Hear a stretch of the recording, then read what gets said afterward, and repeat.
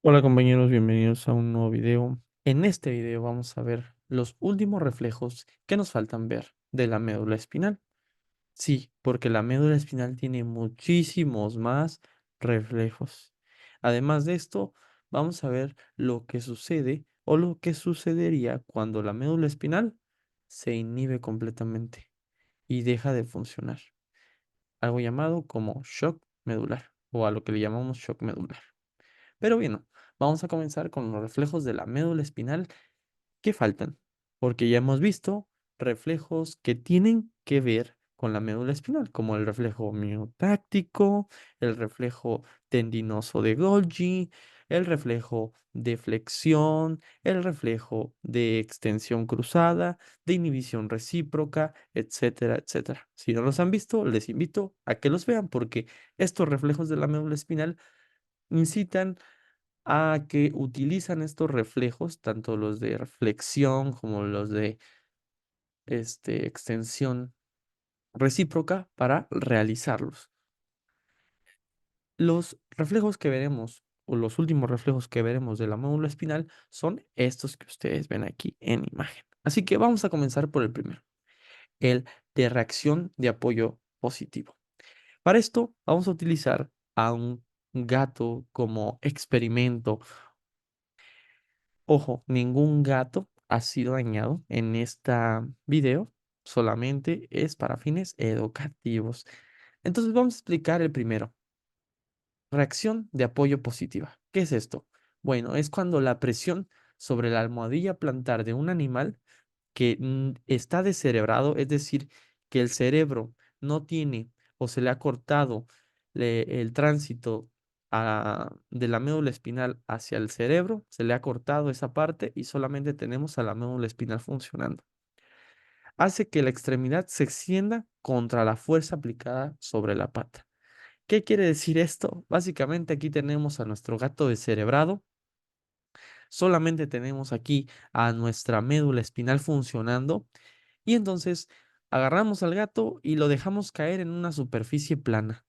Lo que va a pasar es que sus patas, finalmente las almohadillas de sus patas, van a detectar a través de los nervios sensitivos esas presiones de esa superficie y van a mandar una inervación a la médula espinal que va a generar una reacción de regreso por las fibras eferentes musculares hacia los músculos de cada una de sus patas, generando un circuito de flexión, haciendo que el gato se pare a pesar de que no tenga contacto con el cerebro, a pesar que solamente esté la médula espinal funcionando.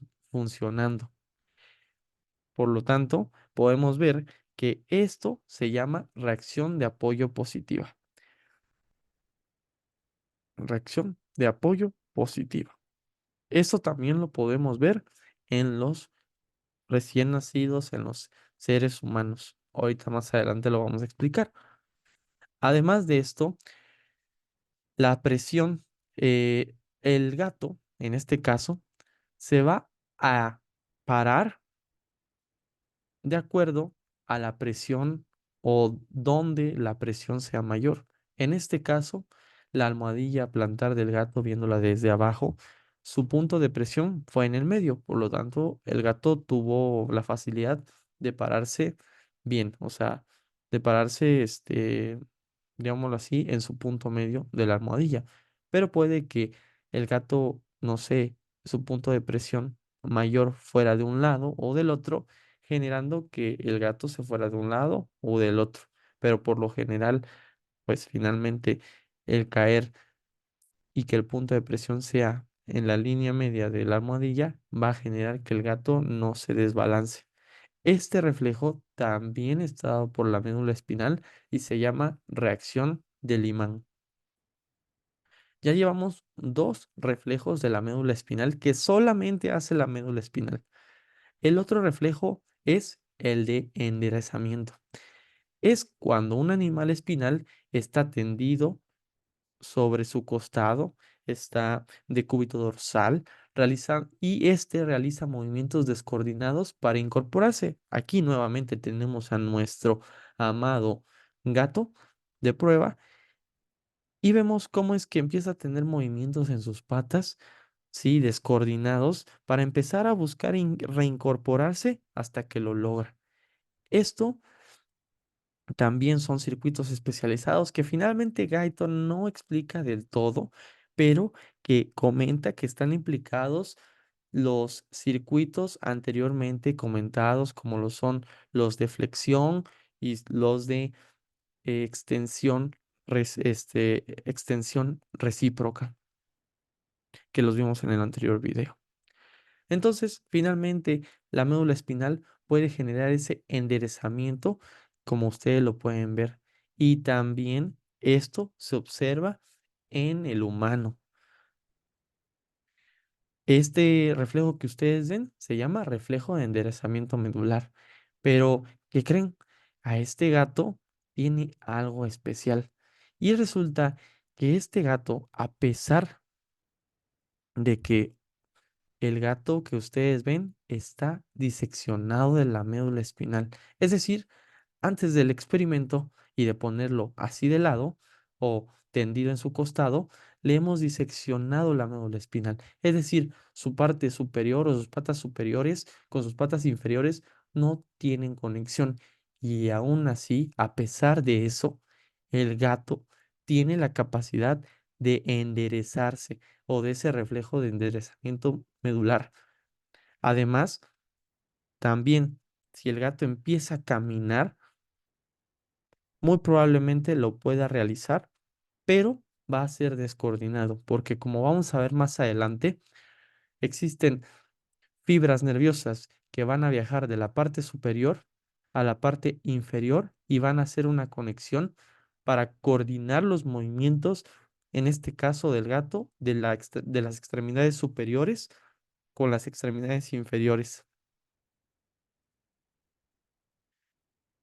Por lo tanto, vamos a cambiar a los reflejos o finalmente los movimientos rítmicos de la marcha.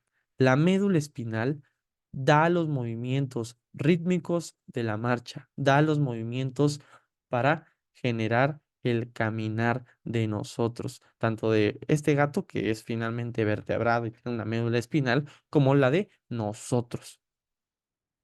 Los movimientos rítmicos de la marcha se observan principalmente en todos los animales espinales y están dados por un circuito de flexión y eh, de extensión inhibitoria, de extensión recíproca, en el cual finalmente, como ustedes pueden observar, existen fibras nerviosas o motoneuronas que inervan a músculos agonistas que en este caso van a permitir el movimiento hacia adelante de una pata y de esta misma pata va a haber motoneuronas que van a inervar al músculo antagonista que van a ser inhibidas para permitir el correcto movimiento hacia adelante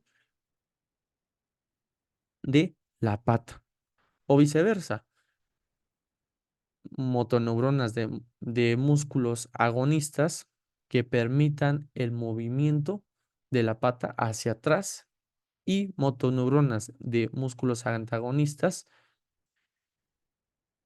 que eviten el movimiento hacia atrás de de la pata, pero que estos estén inhibidos. ¿Por qué? Porque vamos a permitir principalmente el movimiento hacia atrás de la pata.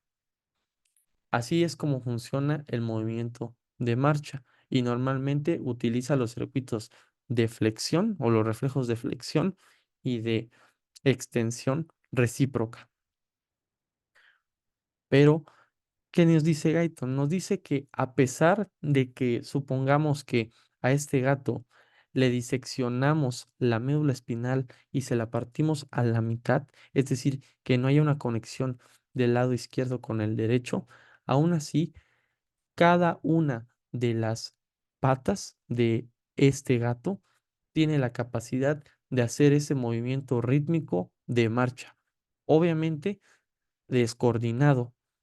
Cada una de las patas yendo a su ritmo, pero ese movimiento rítmico que es finalmente ir hacia adelante y hacia atrás, hacia adelante y hacia atrás, lo tiene en la misma, este, en el mismo lado de la médula espinal. Incluso Guyton se va más, vuela más su imaginación o finalmente han observado que sucede eso y dice que si nosotros diseccionáramos las entradas posteriores donde entran las fibras eferentes sensitivas, aún así las propias motoneuronas, el propio sistema o circuito neuronal que existe en la médula espinal podría dar movimiento a estas extremidades.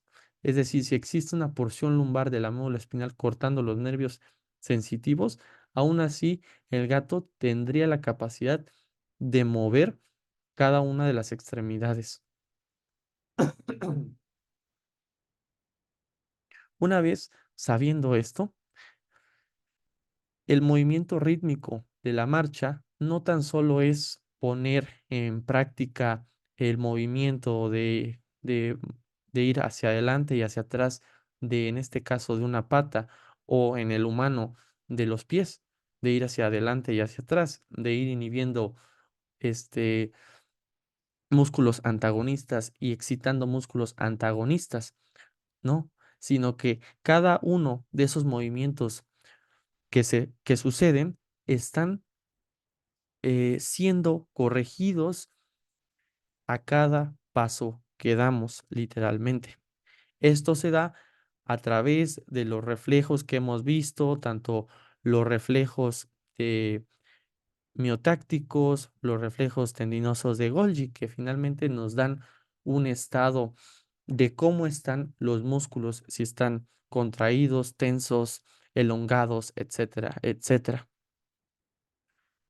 Eso genera que, por ejemplo, nos lleve al otro reflejo que tiene el movimiento, que tiene la médula espinal y que está implicado en el movimiento de marcha.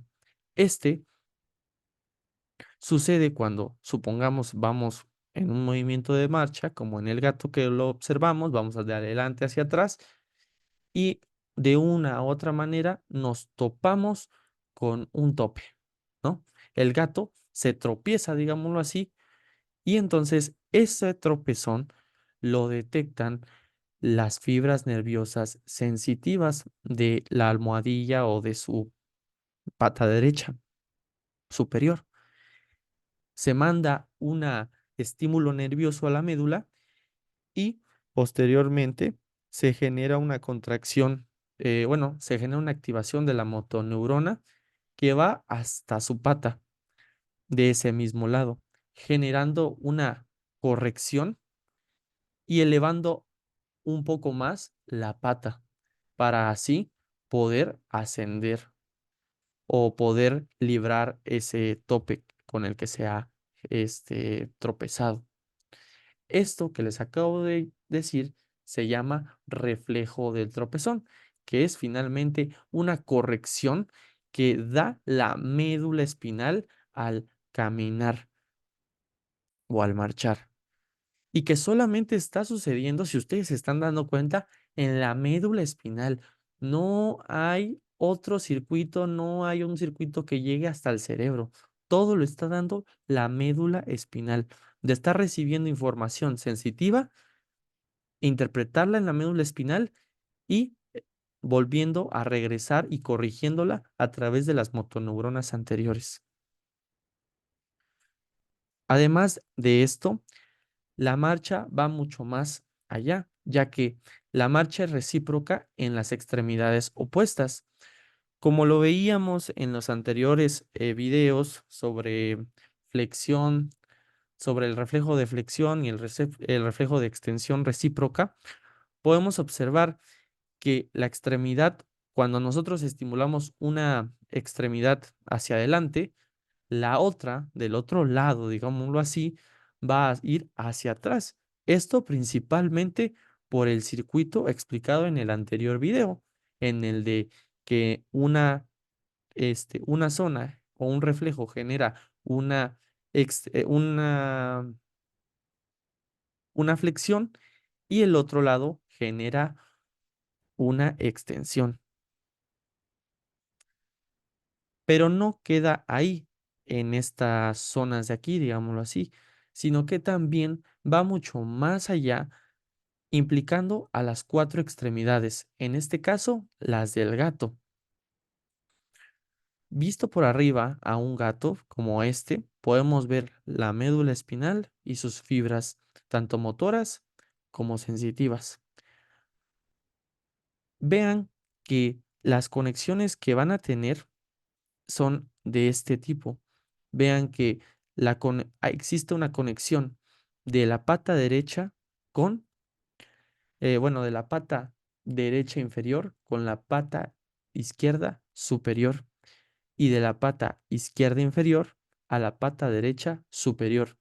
Esto genera que cuando yo estimule o se estimule el movimiento hacia adelante de la pata izquierda, yo tenga un movimiento similar e igual de la pata derecha inferior hacia adelante. Es decir, generando así que, por ejemplo, vean, esta pata va a ir hacia atrás y también la pata del otro lado inferior va a ir hacia atrás. Esto se da por el reflejo de marcar el paso. Así se le llama esa conexión que se tiene entre el movimiento hacia adelante de una pata, el movimiento hacia adelante de la otra, pero del lado inferior derecho, en este caso. Por último, tenemos, hablando de los movimientos de marcha o de deambulación, el reflejo de galope. Este reflejo de galope lo podemos realizar nosotros los humanos, pero algunos ya los traen, digámoslo así, integrados en la médula espinal. Y este reflejo de galope sucede principalmente cuando se aplica un estímulo idéntico, ya sea de estiramiento o de flexión, en ambas patas delanteras y por lo tanto genera un estímulo similar en las patas posteriores. Si ustedes se dan cuenta, se estimulan al mismo tiempo las patas delanteras y por lo tanto se van a estimular al mismo tiempo las patas traseras, generando así un reflejo de galope. Continuando con los reflejos, ya pasamos reflejos de deambulación o de locomoción. Y ahora vamos a ver unos reflejos más, pues diversos, digámoslo así, de la médula espinal, que solamente, ojo, nuevamente les comento, suceden en la médula espinal. El reflejo de rascado. El reflejo de rascado sucede cuando percibimos a través de fibras nerviosas sensitivas prurito o cosquilleo. Uno de estos ejemplos podrían ser que a lo mejor una mosca se para en el abdomen o alguna zona del gato, ¿no? Como ustedes lo pueden observar. Lo que sucede aquí son dos cosas, o el reflejo de rascado está compuesto de dos componentes. El primero es la sensibilidad postural, que básicamente ubica la zona donde está el prurito o el cosquilleo y se genera el movimiento de la pata, en este caso la derecha, para encontrarlo. Ese es el primer paso y es el reflejo de rascado. Posteriormente, existe otro componente que ya es como tal el rascado y se llama movimiento de vaivén. Este movimiento de vaivén está eh, provocado principalmente por reflejos de inhibición recíproca, generando un vaivén o finalmente un rascado para eliminar el estímulo que está generando el prurito o el cosquilleo en esa zona. Obviamente, si la mosca empieza a moverse, la sensibilidad postural también se va activando y se va moviendo conforme va la mosca moviéndose por el cuerpo. Pero una vez que pasa la línea media, como ustedes pueden observarlo, la médula espinal se detecta esto y empieza a activar el otro lado de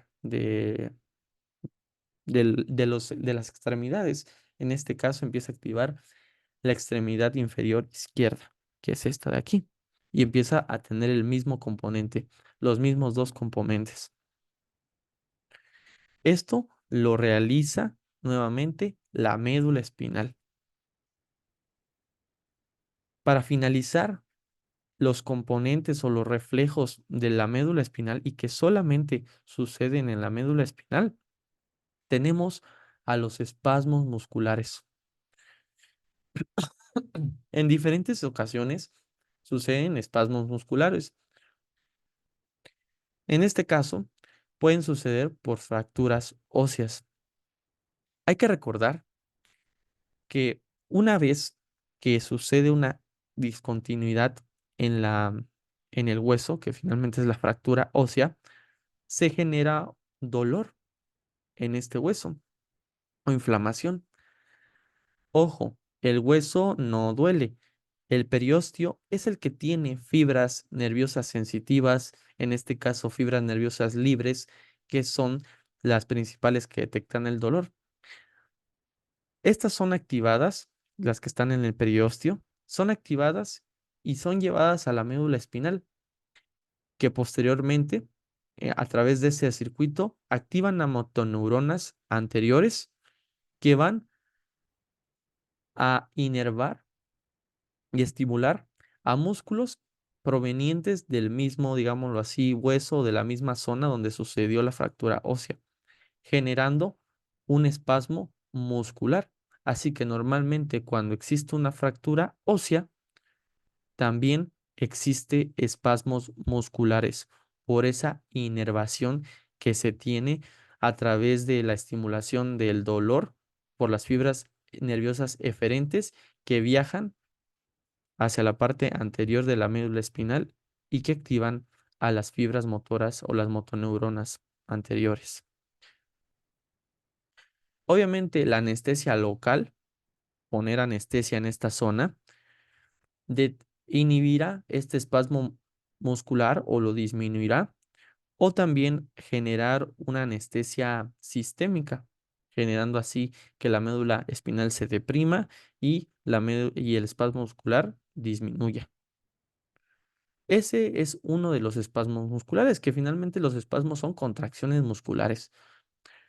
Otro de los espasmos musculares que se puede obtener o que es finalmente la contracción constante del músculo es cuando una persona obtiene o tiene peritonitis, que es la inflamación del peritoneo.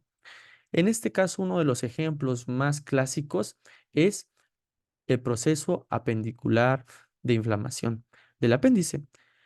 Aquí tenemos a nuestro intestino, tenemos al apéndice. En este caso, el apéndice empieza a inflamar y posteriormente se perfora. Una vez perforado, ese líquido o finalmente sangre, pus o lo que sea que haya salido a la cavidad abdominal va a empezar a irritar el peritoneo parietal. El peritoneo parietal está inervado también por fibras nerviosas libres que detectan el dolor o que activan fibras nerviosas para el dolor. Estas fibras nerviosas viajan a la médula espinal y también tienen una actividad este, donde estimulan a las motoneuronas anteriores de la médula y estas a su vez regresan a músculos cercanos o finalmente de la pared abdominal y hacen que estos músculos generen un espasmo. Por lo general, estos espasmos musculares dados por la peritonitis se llegan a conocer en la clínica como un abdomen en tabla. El abdomen en tabla es un signo que nosotros podemos palpar en el cual el abdomen está rígido, está espasmódico, está parado, digámoslo así, está contraído todo el músculo y es dado por este sistema que les acabo de comentar. Y por último, uno de los que ya a lo mejor todos yo creo que hemos sabido es los calambres musculares.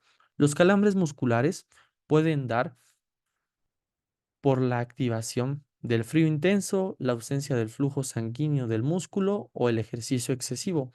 Todas estas tienen su fisiología, todas estas tienen su estimulación hacia las fibras nerviosas, pero finalmente lo importante es saber que estimulan fibras nerviosas sensitivas, eferentes, aferentes, que terminan en la médula espinal, estimulan a las motoneuronas anteriores y estas a su vez generan contracciones constantes del músculo generando los calambres musculares.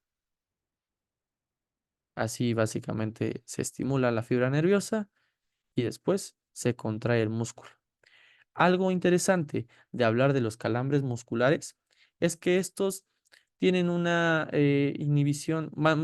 una retroalimentación positiva. Es decir, que entre más esté el frío o permanezca el frío intenso o la ausencia del flujo sanguíneo, más y más va a suceder la permanencia de la contracción y finalmente el calambre muscular, aumentando finalmente la ausencia del flujo sanguíneo eh, y del frío intenso, etcétera, etcétera. Para finalizar, hablaremos de los reflejos autónomos de la médula espinal. Estos se dividen en 6. Los reflejos autónomos se dividen en 6. El primero es el cambio del tono vascular. Los reflejos autónomos de la médula espinal son básicamente todos los que tengan células musculares, todas las partes que tengan células musculares y en las cuales esté inervada, existe este, fibras nerviosas sensitivas, puede ahí estar implicados los reflejos autónomos de la médula espinal. El primero de ellos es el cambio del tono vascular. Como ustedes saben, las arterias tienen capas musculares y estas están inervadas por fibras nerviosas sensitivas. Así que los cambios que se detectan en el tono vascular están dados por los reflejos autónomos de la médula espinal y normalmente varían por la temperatura local de la piel. Es decir, cuando nosotros sentimos calor, normalmente las eh, células musculares están relajadas y cuando sentimos frío, normalmente se constriñen estos o el tono vascular cambia y se constriñen esas arterias principalmente. El segundo reflejo autónomo está en la sudoración. En algunos momentos, cuando se activan los reflejos autónomos, pueden generar grandes cantidades de sudoración en el paciente y estos están dados 100% por una descarga que sucede en la médula espinal que provoca una sudoración intensa. Por eso lo podemos ver. Algunos reflejos intestinales son también parte de los reflejos autónomos de la médula espinal. Son reflejos, finalmente, estos reflejos autónomos son reflejos que nosotros no podemos controlar. Nosotros no podemos controlar el tono vascular o que se estemos sudando o que paremos de sudar. No, simplemente la médula espinal se está encargando de eso. El cuarto son reflejos peritoneales. Este reflejo peritoneal consiste en cuando empieza a ser dañado el peritoneo o empieza a haber una irritación en el peritoneo, el intestino empieza a detenerse como factor protector porque probablemente está generándose alguna obstrucción intestinal que está generando ese, ese dolor o ese reflejo. Por lo tanto, se para el intestino y ese reflejo peritoneal también es dado por la médula espinal. El reflejo de evacuación, tanto de las heces como de la orina también está dado por la médula espinal. Para que o quien quiera saber un poquito más de cómo funciona el reflejo de evacuación en el caso de la vejiga, hay un capítulo aquí en este mismo canal donde se explica esto mismo del vaciamiento de la vejiga. Y por último, los reflejos de automatismo medular. Los reflejos de automatismo medular normalmente los vamos a observar cuando la médula adquiere bruscamente una actividad exagerada y esto desemboca una descarga enérgica de grandes porciones en toda la médula espinal. ¿Cuáles son la actividad exagerada que puede darnos este estimulación exagerada de la médula espinal? Principalmente un dolor intenso en la piel o el llenado excesivo de una víscera. Puede generar lo que son cuatro reflejos importantes. El primero es un intenso espasmo flexor en todo el cuerpo. El segundo es la evacuación ya sea del colon y de la vejiga. El tercero es que la presión arterial llegue a valores máximos de hasta 200 milímetros de mercurio. ¿Por qué? Porque, como les decía, la médula espinal controla el tono vascular. Así que una actividad exagerada generada por un dolor intenso de la piel o un llenado excesivo de la víscera provocará que se genere una contracción y principalmente un aumento de la presión intraluminal de las arterias y por lo tanto provoque una presión arterial aumentada. Y por último, la sudoración profusa. Si estamos viendo que existen células musculares en todas estas glándulas ecrinas, pues, y que estas células musculares provocan la salida o la expulsión del sudor, pues una activación exagerada generará que sea una sudoración profusa. De hecho, si ustedes han tenido un dolor intenso en la piel o un dolor intenso en general, podrán ver que pueden generar sudoración profusa a los pacientes o un aumento en las deposiciones tanto de heces como de urinarias, así como una presión arterial elevada. Este reflejo de automatismo medular quizás obedezca a la gran actividad de cantidades de circuitos reverberantes que tiene toda la médula espinal. Y ahora sí, ¿qué pasa al contrario? Es decir, cuando no tenemos una estimulación tan excesiva, cuando sucede el corte de la médula espinal. Esto es llamado shock medular, que sucede cuando la médula espinal sufre de repente un corte transversal en la parte superior del cuello, al principio, al superior del cuello. Lo que sucede es que al principio quedan deprimidas de inmediatamente prácticamente todas las funciones que hemos hablado. Sí, todas las funciones, tanto mover un brazo, generar el movimiento de marcha, los reflejos, todo queda prácticamente deprimido. Hasta los reflejos eh, o los reflejos autónomos que tiene y que hemos explicado. Pero, ¿por qué sucede esto? Si finalmente les he dicho que en los experimentos se ha observado que sin la parte superior de la, sin la parte superior o finalmente sin el cerebro, la médula espinal puede generar reflejos. Bueno, es que para que funcione adecuadamente la médula espinal y estén estos reflejos bien, se necesitan de constantes estímulos, estímulos que provienen y que están constantemente a través de los fascículos vestibuloespinales, corticoespinales y reticuloespinales.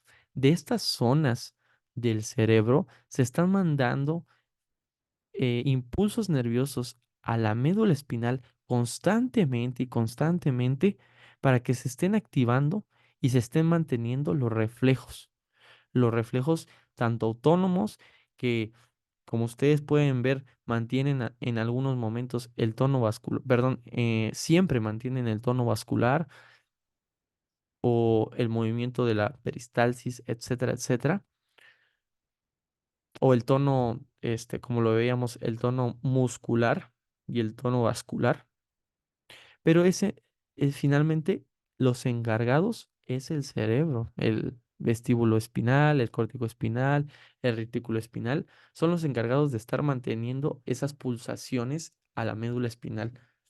Obviamente, si se corta de tajo de repente, todas esas pulsaciones no llegan a la médula espinal y de repente todo cesa. Pero, ¿qué creen? Cuando cesa, obviamente todo se va, o sea, todas sus funciones se pierden. De hecho, la presión arterial desciende súbitamente hasta llegar a los 40 milímetros de mercurio, pero hay una recuperación, porque ¿qué creen? La médula espinal o las neuronas de la médula espinal pueden empezar a generar su propio impulso eléctrico y empezar a estimular nuevamente el tono vascular, sin la, ya digámoslo así, batuta o sin la estimulación de las porciones superiores. Esto sucede a los pocos días de obtener ese shock medular. Los reflejos musculares en un inicio se quedan abolidos, pero posteriormente a 2 semanas o a meses, estos empiezan nuevamente a estar y empiezan de manera escalonada. Primero van los reflejos miotácticos, después los flexores, después los posturales antigravitatorios y finalmente vestigios de los reflejos de marcha. Y eso es muy importante, ¿eh? Vestigios de los reflejos de marcha. En el tercer caso, los reflejos de vaciamiento del colon y de la vejiga dejan de funcionar y entonces en el paciente podemos ver la incontinencia tanto fecal o la incontinencia fecal o urinaria. El paciente no controla los esfínteres y empieza a orinar sin, sin él tener conciencia de eso. Esta recuperación tarda de 1 semana o más en que se vuelva a generar estos impulsos de vaciamiento del colon y de la vejiga. A veces la recuperación de estos reflejos autónomos de la médula espinal es excesiva y se genera algo llamado hiperexcitabilidad. Es decir, que finalmente los reflejos musculares están muy hiperexcitados, la presión arterial está muy aumentada o el reflejo de vaciamiento está también aumentado. Y bueno, compañeros, eso sería todo por el capítulo de esta semana. Espero que lo hayan disfrutado. Si tienen alguna duda, pregunta, no duden en hacerla. Ya este es el último capítulo. Pasaremos a, digámoslo así, la coordinación motora ya de la corteza cerebral. Ya son funciones más especializadas que finalmente controlamos nosotros. Las que ahorita vimos de la médula espinal son reflejos que finalmente sin darnos cuenta nos ayudan a el mantenimiento del movimiento, tanto interno como externo de nuestro cuerpo. Pero bueno, ya será para otro capítulo explicar todo eso. Nos vemos en el siguiente capítulo y hasta próxima. Bye.